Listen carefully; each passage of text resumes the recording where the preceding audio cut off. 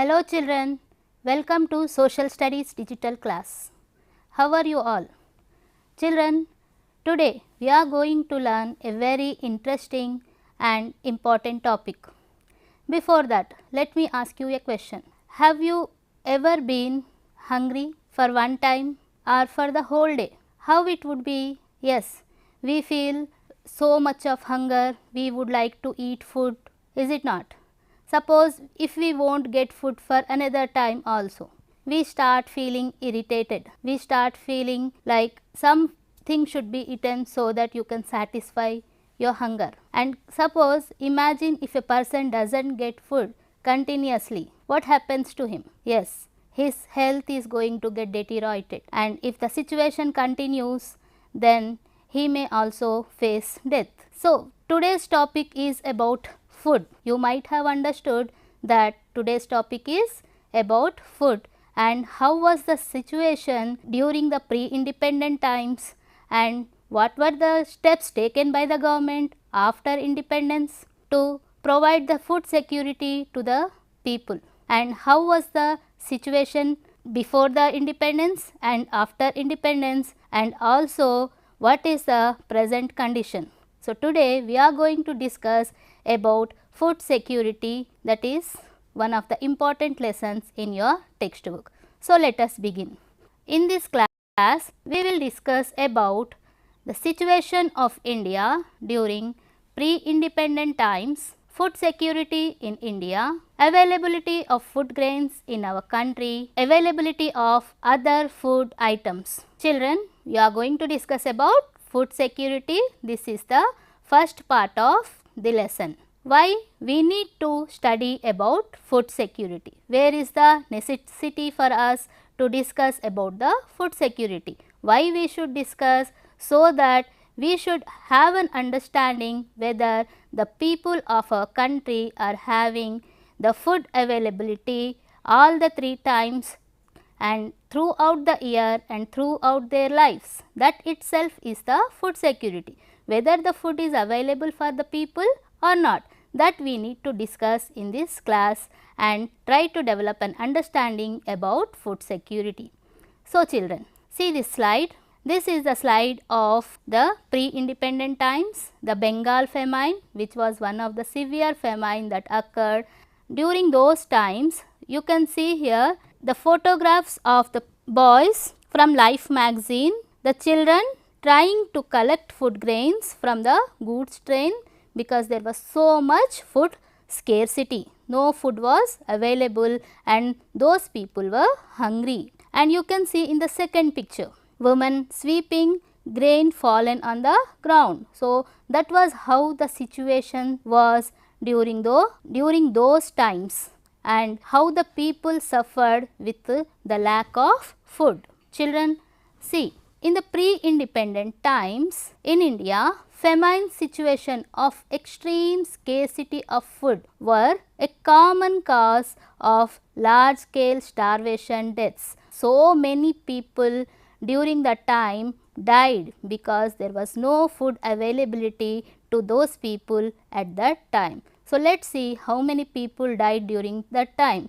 You can see like the Bengal famine in the year 1943 to 45, for instance, took about 3 to 5 million people's lives in and around Bengal, Assam and Odisha. Imagine children, if 1 or 2 deaths occur before our eyes, we feel so sad, sorry for the situation. Imagine so many people dying on the roads, in their homes, on the footpaths during the Bengal famine.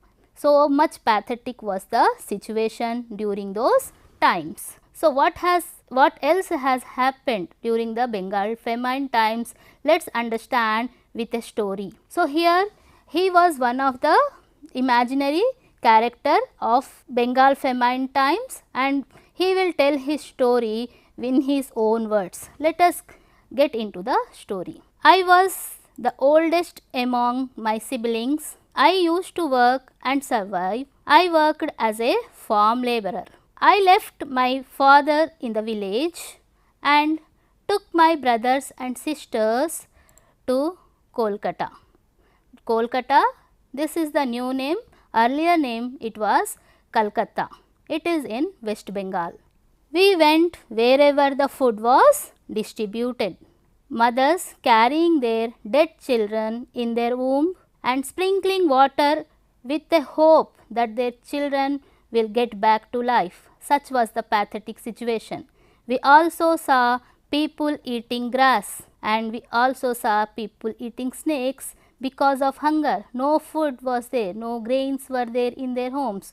So, to fill the stomach, whatever was there, they started eating. So, even myself also suffered a lot during such times. I lost my 2 sisters and 1 brother. So, I went into depression during those times. That was a very sad story, and I think you have understood the pathetic conditions of the people during those times. How severe was the condition of the people during those times, and during such times itself the government started, the people, the national leaders during those times started thinking of, after independence, serious steps should be taken so that they can come out of those situations and the food security could be provided to all the people. Children, how can food security be created in the country? So, that was the major question before the national leaders after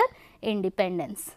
So, what has to be done? Food security of the country. So, the first thing they have to do is increasing the food production. Increasing the food grain production has to be done, and in India the governments create conditions so that farmers are able to produce increasing amount of food grains. So, the amount of food grains should be increased so that food can be provided to all the people, and that can be done through increasing the food production. So, there are 2 options for increasing the food production. The first one is to increase the area under cultivation. So, the area under cultivation has to be improved, and the second one is to increase per hectare a yield of crop by providing necessary inputs in a judicious manner. So, per hectare yield should be improved, means whatever that particular land is there, in that land the earlier there may be lesser production due to lack of irrigation or due to there was no proper inputs that are there, such as the seeds, high yielding variety seeds were used. So, by using high yielding variety seeds, by providing better irrigation facilities, that particular land area, the yield should be improved. So, that is how the food grains production could be improved. So, see this graph, children. Graph 1, production of select food grains. So, this has been done by the previous governments and past from 1970 to 71 till 2010 and 11. This graph depicts about how the production of the food grains has been increased. Here on the x axis there are all the decades that are given, and in the y axis food grains in the million tons is given.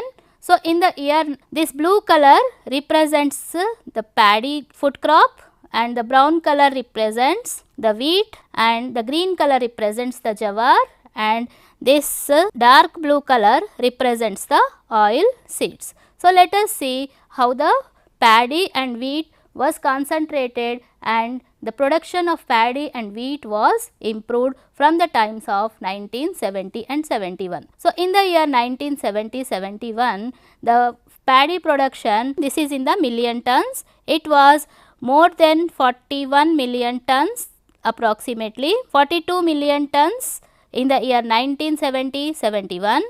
And the paddy production in the year 1980-81, you can see it is approximately 52 million tons, and in the year 1990-91, in the next decade, it improved to 73 million tons approximately, and in the year 2000 and 2001, that is up to the next decade, it has been improved, that is up to 83 million tons, and by the time of 2010 and 11, it went up to 95 million tons. So, you can see for every decade the production of paddy has been increasing, means there is an increasing trend of the production of paddy crop. Then you can see similar increasing trend in the wheat crop also. In the year 1970-71 it was about 23 million tons, and in the year 1980-81 it was almost about 36 million tons,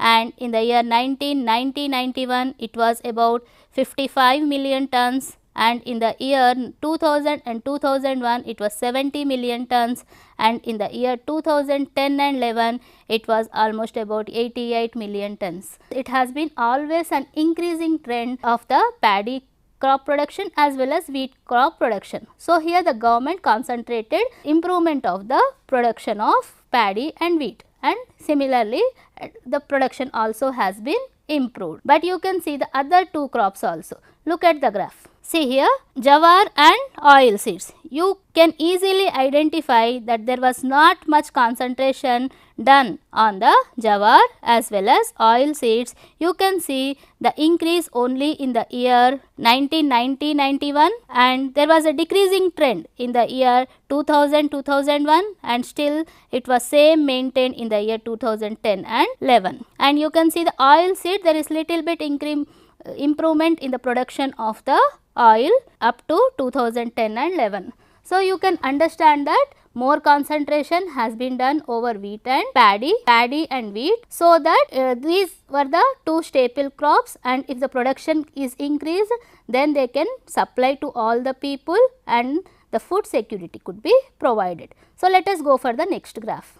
So, here this is the graph 2 which shows how the yield of select food grains, that is in kilograms per hectare. So, per hectare production of the crop, how it had been improved. Let us try to understand. So, the y axis indicates the production in kilograms per hectare, and here it is the decades which represents, the x axis represents all the decades. So, as usual the same colors have been used for the food grains.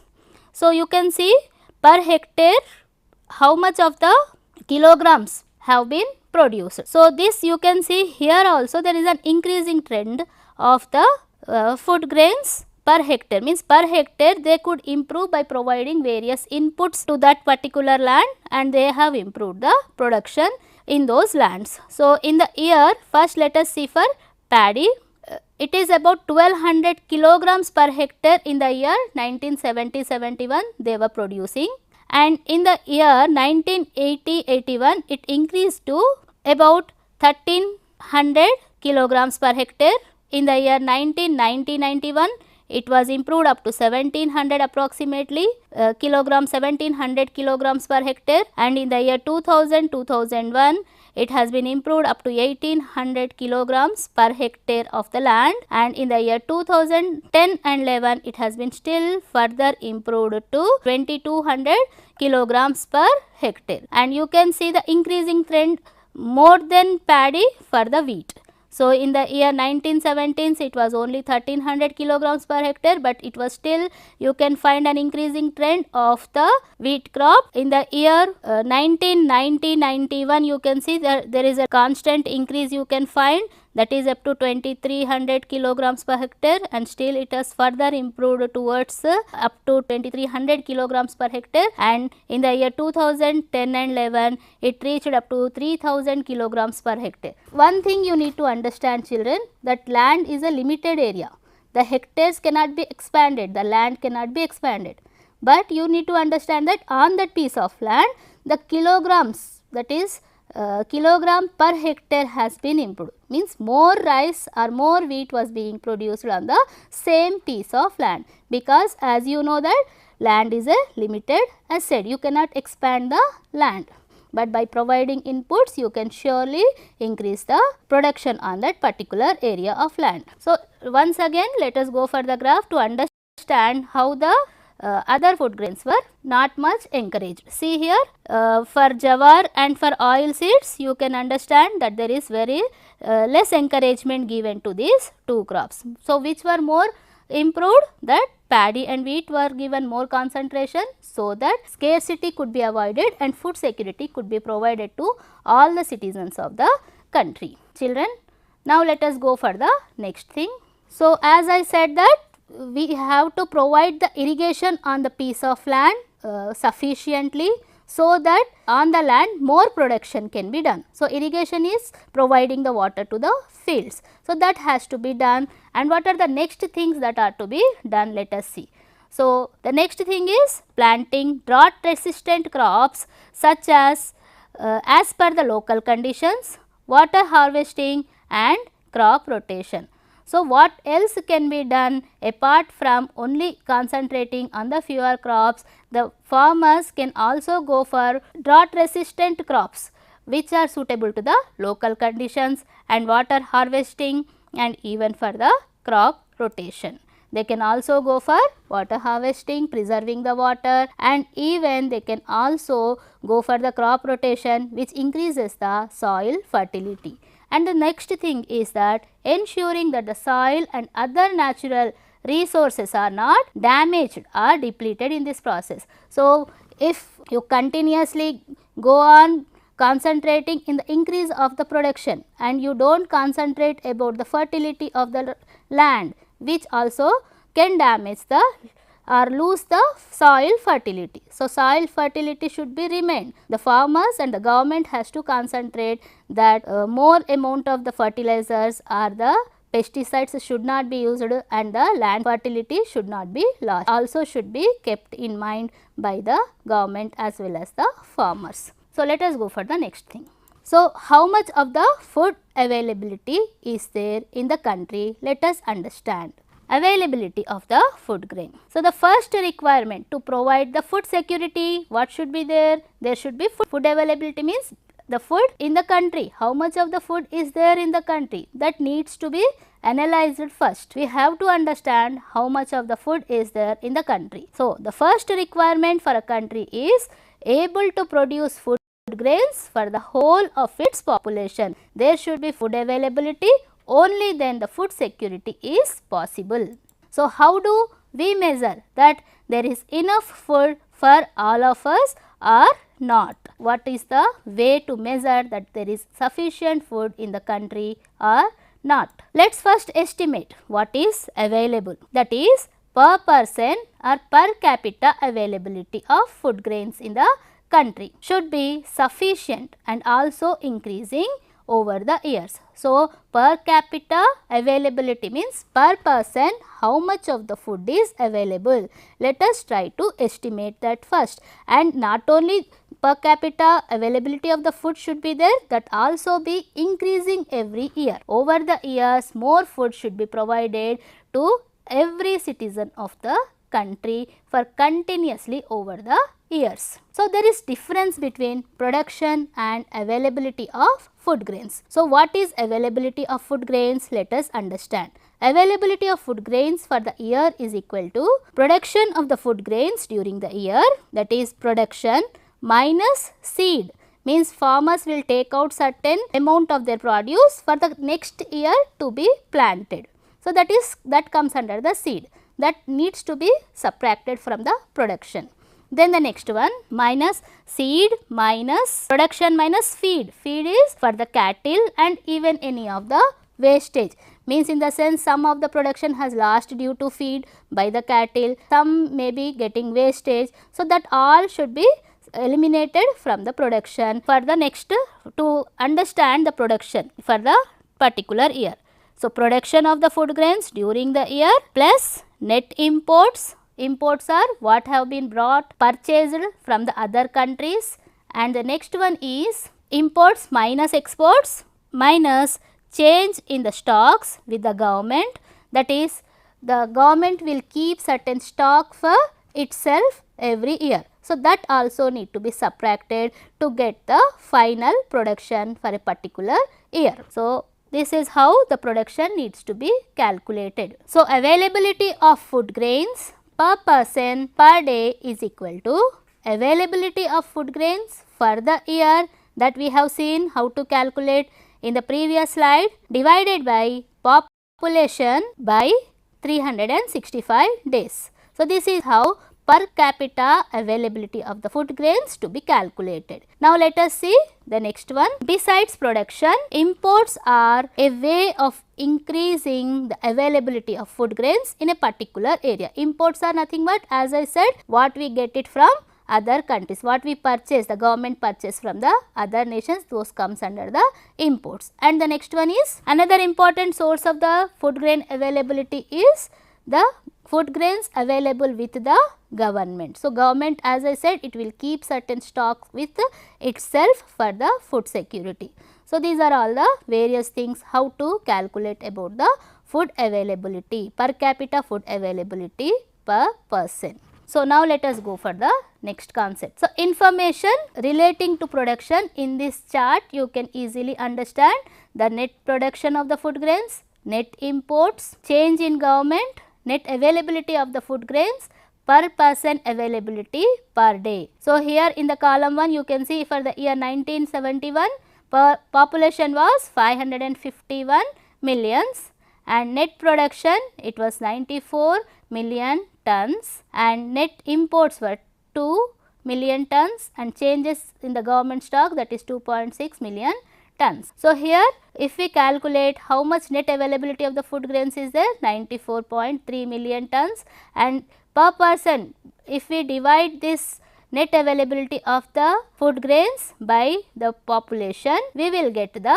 per person availability per day. That is, per person how much food is available, that is, it is only 469 grams food available for one person per day. So, for similarly in the next years also you can see in the year 1991 if we calculate it how much of the net per person availability is there, it is only 510 grams per day it is available, and in the year 2011 also 460 grams per availability of the food grains is there. So, this we need to understand that there is a decreasing trend from 510 grams in the year 2011 460 grams. What could be the reason for this? Yes, increase in the population is one of the major reasons for the decrease of the per person availability per day. I think you are able to understand this concept, children.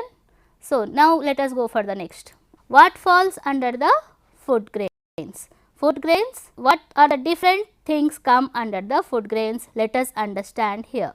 Edible oils, cereals and pulses. These are the three things which fall under the food grains. So, under cereals, what are the different things? Edible oil in the sense, children, eatable oil.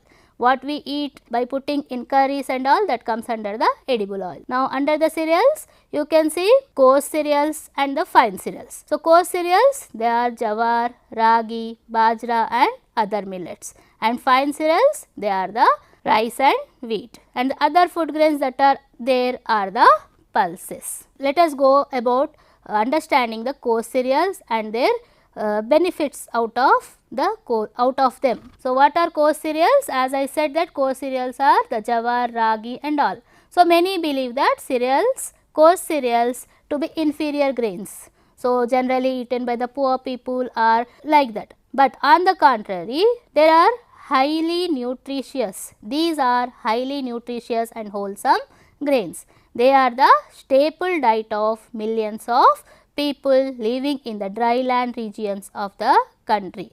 Today, many prefer to call these cereals as nutritious cereals because they are able to cope up with so many diseases such as the diabetes and BP and so on. So, these grains are proving to be more beneficial.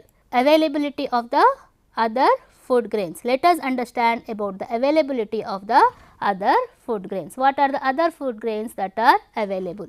Change in the consumption pattern with people demanding more fruits, vegetables, milk, meat, poultry and fisheries. So, people now they are adding to their diet, like earlier only whatever was available because of their changes in the standard of living, they have changed their dietary plans also. They not just are preferring only wheat and rice with vegetables, but they have changed to the other things such as they are taking more fruits, vegetables, milk poultry and fisheries also. So, this is a good sign for the consumers as well as producers. You can see many fruits are available and people are consuming, and even people preferring to drink milk, as well as the consumption of the milk is also there. At the same time, more vegetables are also being consumed. Consumers need a balanced food basket and a balanced diet, so that they can be more healthy and they can do all the works and earn good money. Farmers producing food grains can go for crop diversification in order to increase their income. Means farmers also need the diversification in the crops, because so that they can produce the different things and earn more money. So, both the sides it is getting balanced. So, children, let us go for the next thing. Although there has been increase in production of other food items over the years, it is not sufficient to meet the minimum dietary requirements. As I said, people are changing their diets, but still they have to take more, means all the people are not getting all the benefits. Only whatever available, those who are little bit financially fit, they are going for different consumption, different food items. What about the poor people? Means whatever the per capita availability of the nutritious food is not there for all the citizens of the country. So, there is a lot of problem in that. So, let us understand. Although there has been increase in the production of other food items over the years, it is not sufficient to meet the minimum dietary requirements. So, nutritionists suggest that every person in India should eat 300 grams of vegetables and 100 grams of fruits in a day, whereas per person availability of this food material is only 180 grams of vegetables are available and 58 grams of fruits are available. Means it is 300 is the minimum requirement, but how much is available? Only 180 grams. So, are you able to understand this? And the next thing is, how much of the fruit is available to the people? Yes. So, it is 100 gram is the requirement and it is only 58 gram is available to the people. So, this is not good for the health of the citizens. See in this slide, you will understand more better. Food item per person requirement, per person availability. So, rice 300 grams per person requirement is there, as we have discussed in the previous slide. So, what is availability? Per person availability is 180 grams. Fruits it is 100 grams as we have discussed, and only 58 grams per person availability is there. Eggs it is per person requirement is 180 grams, whereas very less is available to the people, only 30 eggs per person availability. Meat is also 11 kgs, whereas 3.2 kgs is per person availability. Milk it is 300 milliliters, and what is available? It is 210 milliliters only.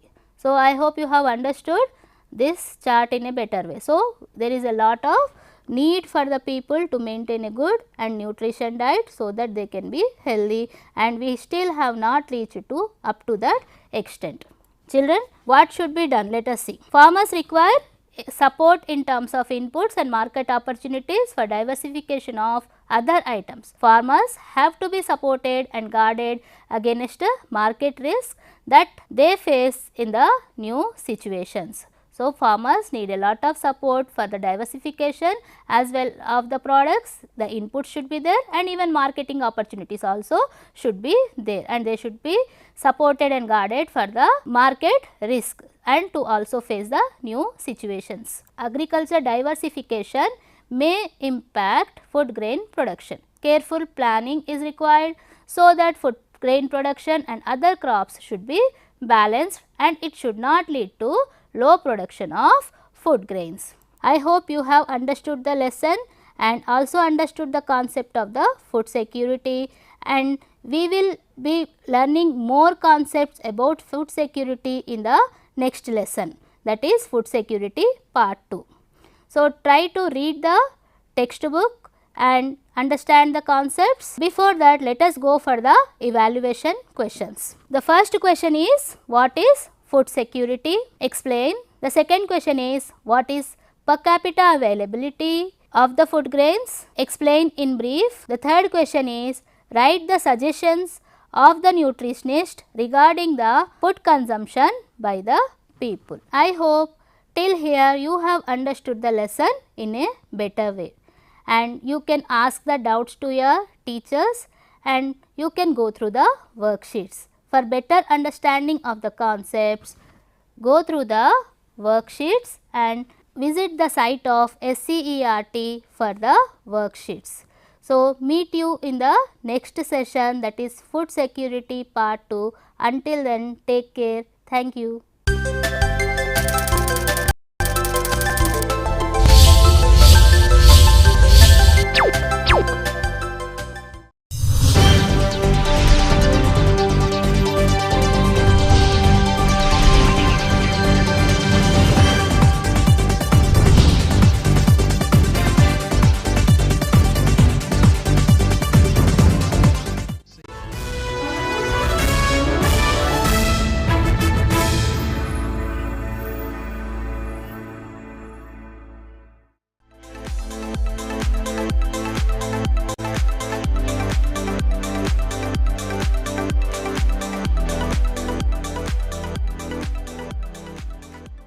First question,